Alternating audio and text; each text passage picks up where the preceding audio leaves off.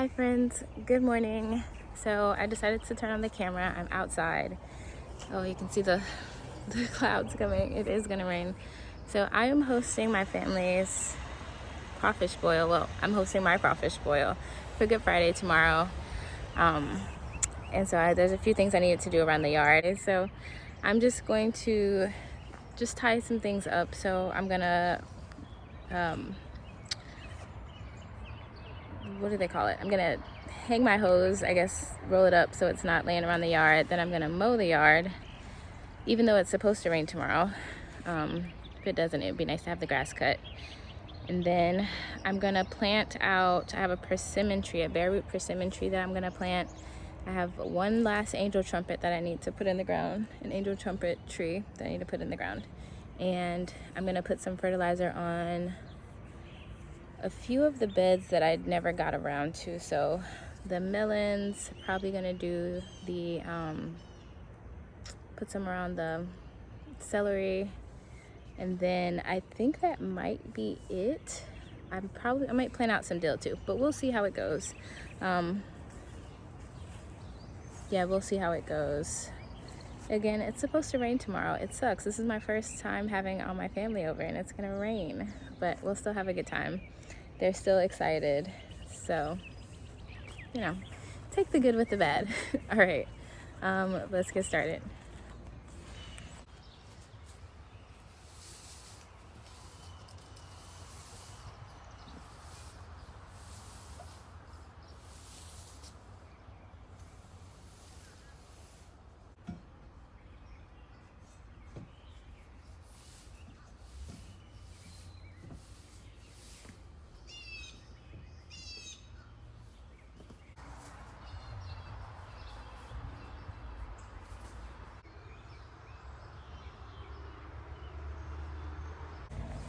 Who knew it would take me 10 years to roll up a hose?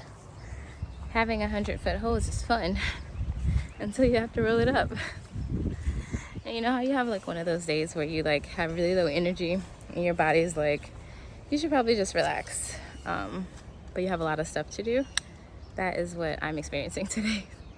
So yesterday I mowed the front yard, I weeded it. I don't know where I got all this energy from. I took a brush and like washed my house. I can't pressure wash the kind of, it's not recommended to pressure wash the kind of siding that I have. So I like took a brush and like a bucket and like washed my house. And then that gravel that I have in the front yard that you guys saw in the last garden tour, I started moving that. So that's in the corner of my house. I didn't finish, but somehow I got all this energy at the end of my work day. And today my body is like, you should chill. You should just relax. And I'm like, no, I have things to do. So I'm kind of trying to take it slow to get my things done, but also get my things done. So this persimmon tree, I don't know where I want it to go. Okay, so I'm thinking maybe up in here somewhere but these juniper trees, I'm starting to want to pull them out. So I'm feeling very toxic and wanting to get rid of them, which I know I can, it's my garden, but I don't know, I'm not sure yet. But the persimmon would go perfectly right there, don't you think? I feel like the juniper's looking at me like, this is my home, so no. Okay, ixnay the persimmon tree. I cannot figure out where I want to put it. And those things are best decided when you're not on a whim, because tree placement is important. Okay, so I'm going to carry on and fertilize. Since it's gonna rain, I'm gonna put some fertilizer on my melons, because I don't think I ever fertilized those except one time with some JLF. So, and that's Jadam liquid fertilizer. I have to post that video. So what I'm going to do is just put some of this garden tone here. And this has, let me show you the ingredients. This is organic and it has feather meal, poultry manure, bone meal, alfalfa meal, green sand, sulfate of potash, and sulfate of potash magnesia. Yeah, so this has some good stuff in it. I went to a soil health class. I know I'm always going to classes, but our community has a lot of them. But anyways, I went to a soil health class with the local urban farm, and this is what they used. And what they explained is the materials in this, since it's not like a chemical fertilizer, it increases your microbiology in your soil by being a food source to those microbes in there. So what you can do is, you know, if you have like a worm bin, you can take some compost, make a compost tea, and then you can add that, kind of adds the microbes, or just regular compost that you put in there. That compost should be rich with microbes because it's the microbes that break down the food and stuff.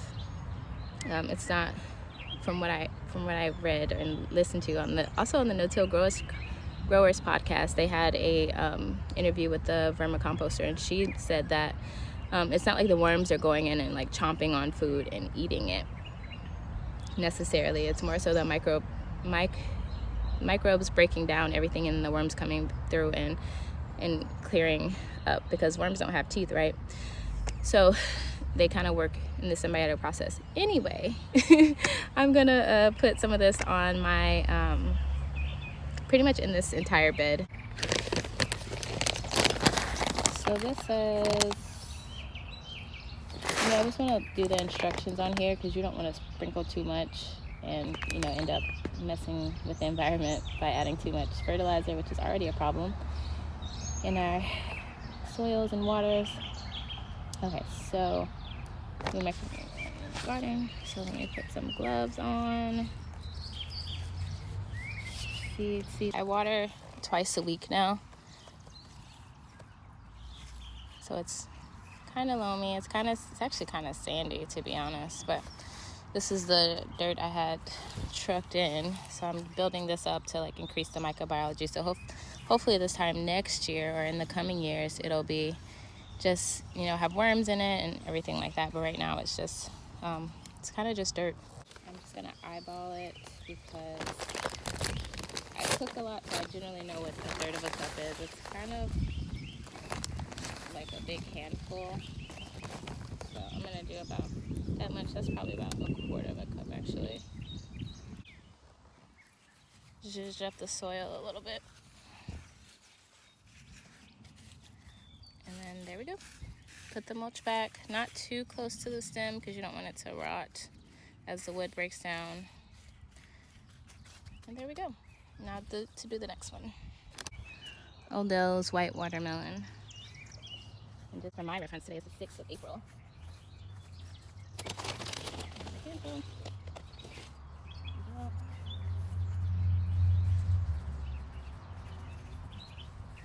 And I'm gonna let the rain just water it in. I'm also gonna add some to these flowering plants over here.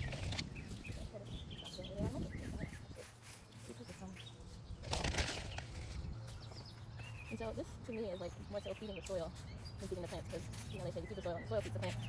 So that is what I'm going to do here with this fertilizer. I think it has some, you know, immediately available nutrients in it, but for the most part, this is a lavender plant. So for the most part, it's just, I'm gonna feed those microbes.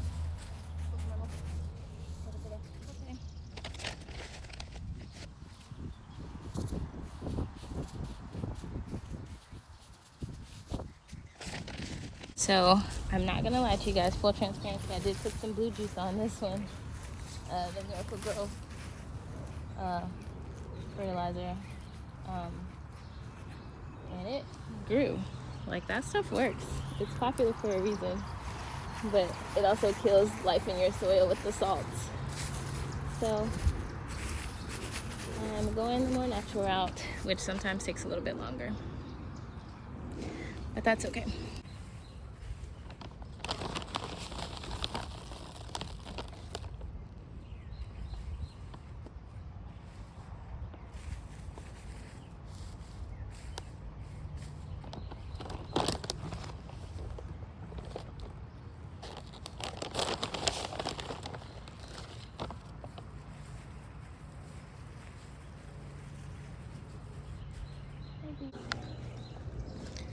Okay, now, well, let's take a pit stop at the plumeria.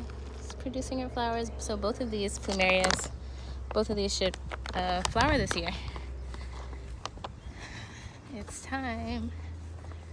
Okay, so now I'm just gonna do these cucumbers as well. But this one has compost in it, so it's not too bad. That's way too much.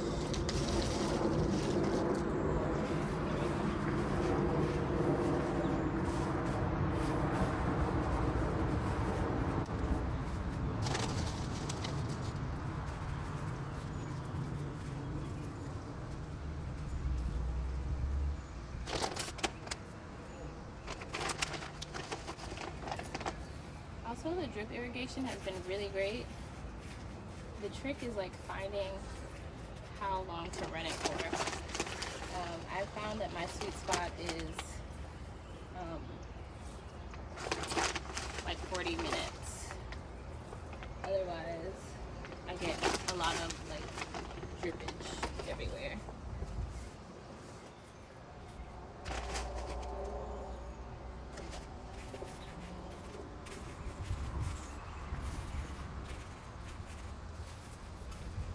Now the strawberries.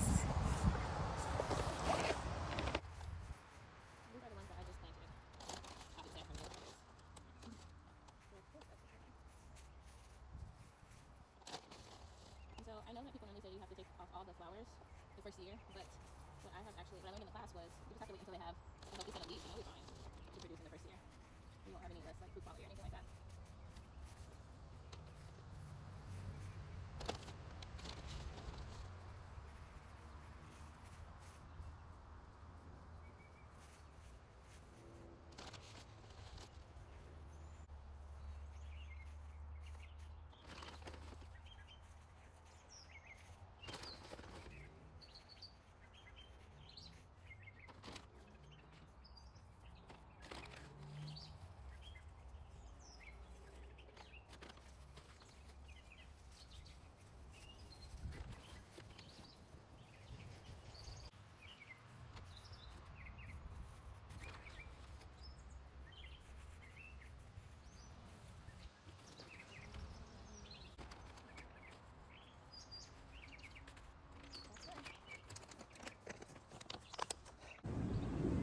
All right, now I think I'm finding my groove. Okay, it feels good. All right, so next thing I think I'm gonna do, it's a sad day. The time has come for me to get rid of my collards. Not only are they being devoured by caterpillars, I'm seeing signs of powdery mildew and stuff like that. So what I'm going to do is do like a, let me show you. I'm gonna do like a chop and drop situation here. So I'm just gonna, first things first, I'm gonna take this Yara out. I have too much. It's too much. So what I'm gonna do is I'm gonna cut these at the stem, these thick stems. I'm gonna cut them down, and the reason why I'm doing this again is because another reason why I'm doing this is because I have a beautiful collard over there that's thriving, and I just know that it's time to get rid of these.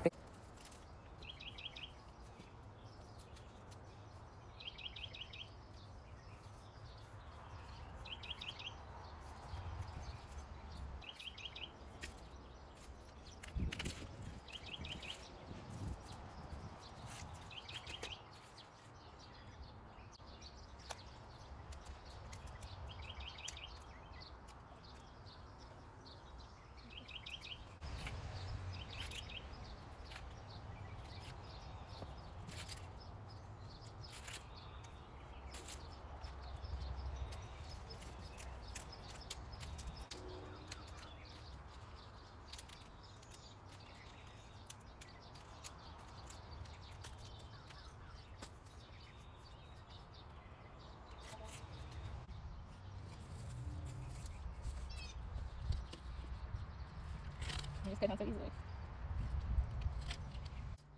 Worms in this bed, but I'm hoping so.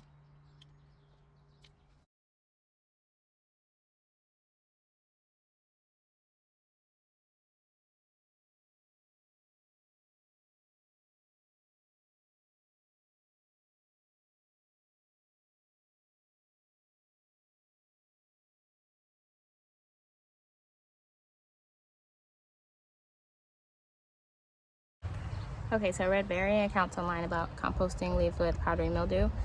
I am going to compost them, but I'm not going to do it in this bed. I'm going to put them in my bins where the temperature gets much hotter, and hopefully that will kill the powdery mildew fungus. I'm doing this because, one, I read varying reports online with a lot of people saying that it was fine, and two, I feel like I remember doing this in other green spaces that had beautiful gardens and use their compost all the time. So I'm gonna do it. If it turns out to be a problem, then I just won't do it again. And this compost bin that is very smelly and stinky, and then I'm gonna give this a turn. This is hot. Like, I can feel that this is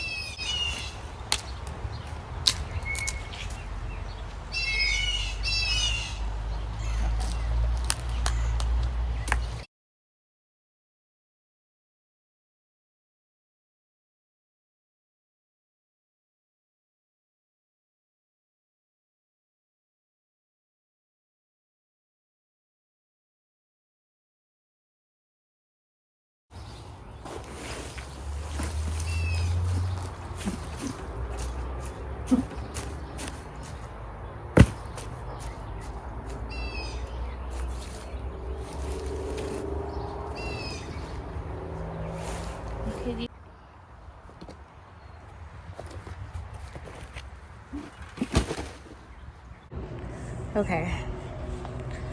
The last but really daunting thing that I might do today, I still haven't fully committed to the idea, is I want to plant my hibiscus. The reason why I hesitate is because, like I told y'all, my energy is kind of low, and I have to get some soil out of my car and put it over here against the fence. I'm pointing, y'all can't see because over here. Another reason why I hesitate is because I planted some sugarcane over there, and I'm very worried about it coming up while I don't see any signs of it, but I think once it starts to rain more, it'll come up, and then I'll have hibiscus over here, and I'll lose my sugarcane. I guess I have more sugarcane that my friend gave me, so theoretically it'll be fine, but I'm still not convinced. But it really needs to go into the ground because it's getting big and beautiful. I don't even like hibiscus that much. I don't know why I'm growing it. I do like it. I'm just kidding. I'm being salty. I'm gonna go inside and see how I feel. Maybe I just need a coffee. I haven't had coffee this morning. And also, I guess I just need to take it slow. That's just what it is. So I'm gonna go inside. Still on passion fruit watch. She's almost there. Almost touching. Very exciting. And these, since we're talking about them, these are the roselle hibiscus. So the roselle's the hibiscus with like the beautiful, very, I want to say sexual flowers because they are very sexual. Those aren't the ones you drink for tea. These are roselle hibiscus, or sometimes called sorrel, or they used to make a drink called sorrel. And those are the ones you want to harvest the calyxes from. So I was saying I don't really like hibiscus tea, but I like it in things. So it's not like something that, because it's very sour. I know people say it like reminds them of red Kool-Aid, and it can be very sweet if you like put sugar in it in whatever you're preparing, but it is very sour. They make really great syrups, and so that's something I'm going to use it for. A lot of people that I know really like it, and it also has great use medicinally. So okay, I'm gonna plant them. I'm gonna go get the soil. I'm gonna do the things. Let's do it. I'm gonna take a brief interlude to show you guys the front yard garden bed. Look at these zinnias. I've been cutting them.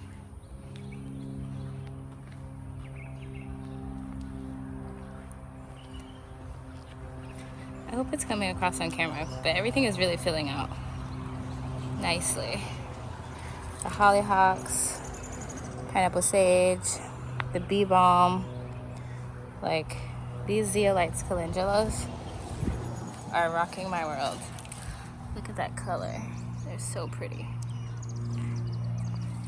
I wonder if they have, so the thing on calendula that you want are the resins that are mostly here. So these feel pretty sticky, so you could use these. These would be good medicine as well. They're not as sticky as my other calendulas, but they still got some tackiness to them. My artichoke, I mowed yesterday, so that's why everything's all dirty, but the rain will wash it off. Still have no idea what these plants are. I have determined that they're not any hyssop. They're not even hyssop. I have no idea who they are. No clue. Maybe I got the wrong seeds or something, but hopefully they're beautiful. The coleuses are coming back because they got a little heat damaged. The mulberry bush is getting big. This is spreading out wide, this pineapple sage. But yeah. Okay, soya has been retrieved, coffee has been had. And let's plant the hibiscus. I feel a lot better now.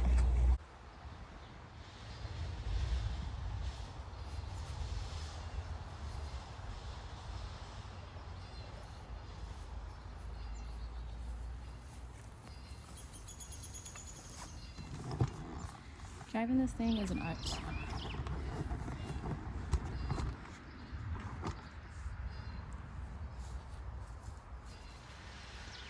Okay, so I have these that I'm gonna put down. I've been really liking using these.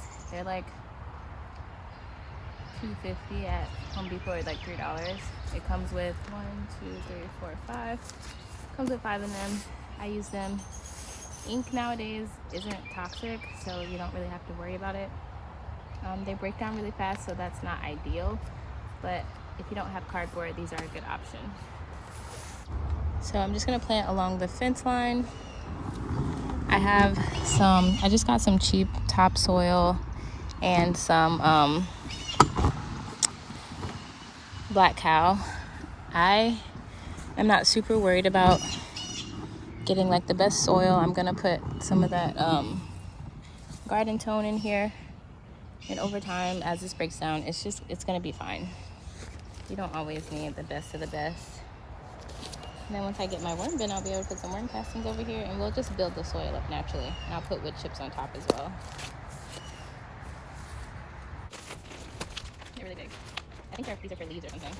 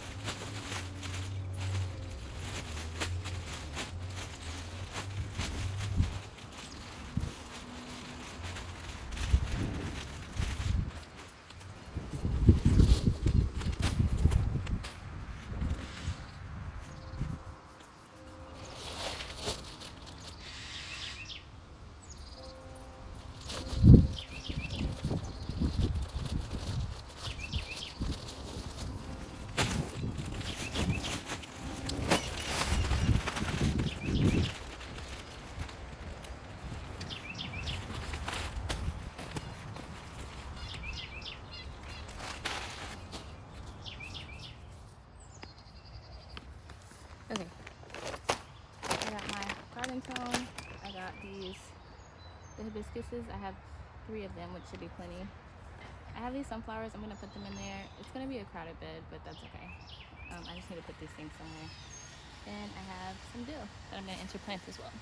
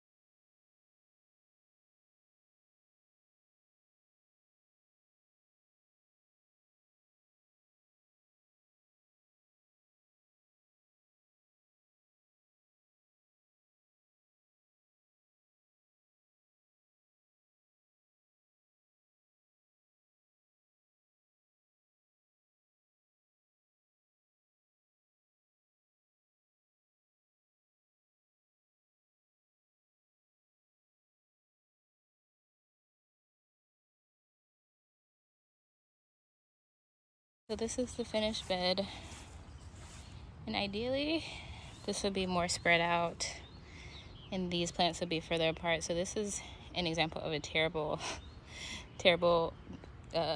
matching of plants, a terrible interplanting, because all of them get really big and tall. So these sunflowers, are gonna get tall. They're not like mammoth or anything, so they might be okay. The dill also gets tall. It's literally mammoth dill. Something lower growing, like I have some calendula that I could have put here, but I'm just kind of like, I'm gonna put the things out and see what happens. Took a blackberry break. Look at these fatties, they're huge.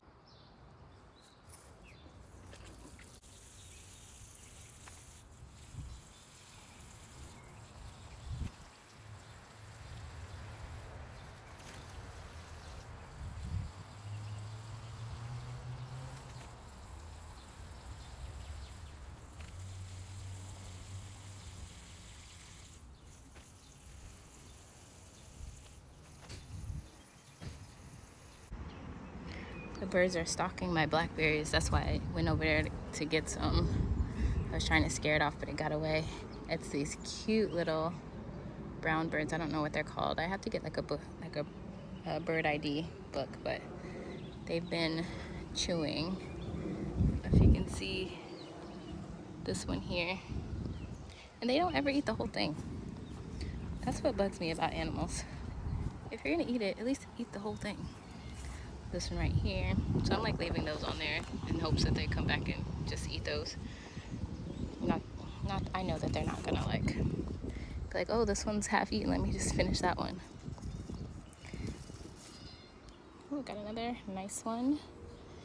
But I have to get some bird netting because in order to avoid the birds getting them, I've been picking them too early, so they're really sour sometimes. But anyway, look at that. I'm not gonna pick these because you can still see some red in there. This one, you can still see some red in it too, so this one's probably gonna be sour as well, but the ship has sailed. Also, in thinking about that bed, I wanted to address a myth that is going around, or that is present in gardening, is that you shouldn't put wood chips on your bed because it ties up the nitrogen in your soil. And this is not true. I learned recently. Hold on, I have to wash this off.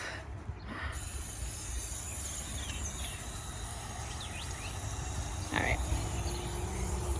So this isn't true, which I recently learned at the soil health class that I went to. It's if you mix the wood chips into the soil. So basically what happens is when you mix the wood chips into the soil, it's like the microbes are going to work to break it down. The microbes in the soil, assuming you have any, are going to start breaking down the wood chips, and that ties up the nitrogen, because it's like I can either use like my efforts to break down these wood chips, or I can feed the plants. And when there's wood chips in there, they're going to go for that yummy stuff. But if you put them on top, they're not actively like focused on that. They can nourish the plant's roots because they're not distracted with wood chips. So that's actually surprisingly sweet.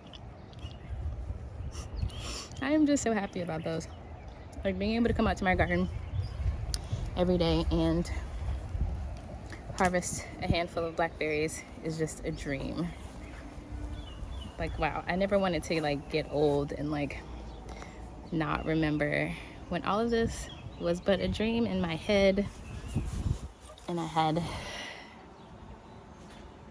just a small container garden that was doing very poorly. Last thing that I think I'm going to do, there was another thing, but I can't remember now.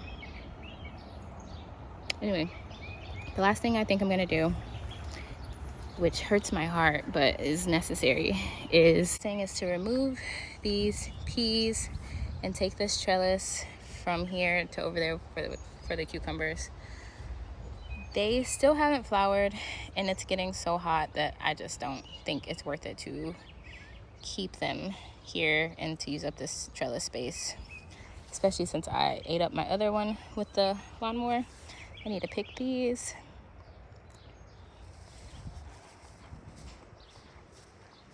I've just been drying these inside, picking them every time I come out here. I have a good amount. Like, these are very prolific. And so the resins I was talking about earlier on the calendula, so after you touch it, you want your hands to be like sticky, like tacky. That's how you know it's good, because that's where all the medicinals are, in the calendula. And so you can even use these like spent heads, like I waited too long to pick these, you can use these in an oil because they are still super resinous. Even the stems, like this is Resina calendula. I got these seeds from True Love Seeds, and it's just sticky. So that's gonna make a delicious oil.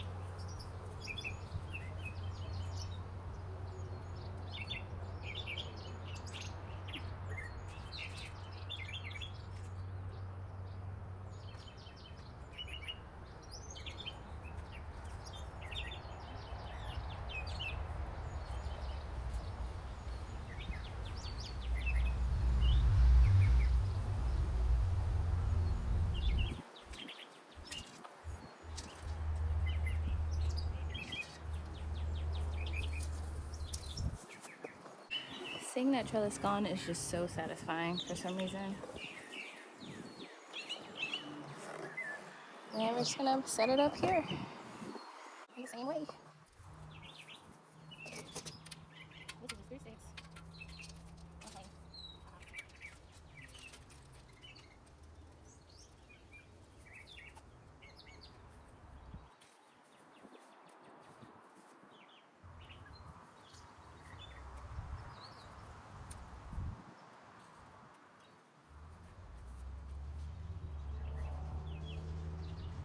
And just like that, we got a trellis. And this is just 3 stakes on a plane. Haha, just kidding. These are just 3 like garden stakes that I got from Lowe's, and the some wire fencing. It's not super sturdy, but it gets the job done. So I wouldn't grow like melons or anything on it, but for cucumbers it's been fine. Look at that, it's just clear now. Let me look at it from the back. Look, from the patio that needs to be weeded. Look at the sky. That's distracting. It's really pretty. Okay, yeah, I love that. I'm so happy that trellis is gone. Oh, a butterfly. Did you guys see the monarch? I am happy I have pushed through and done the things. My body is pleased. I am pleased. Okay, so that's all. I hope you guys enjoyed this video. Dirt all over myself. I have to go to the store. I have to clean up and go to the store. Thank you guys for hanging with me. Have a good week. Bye.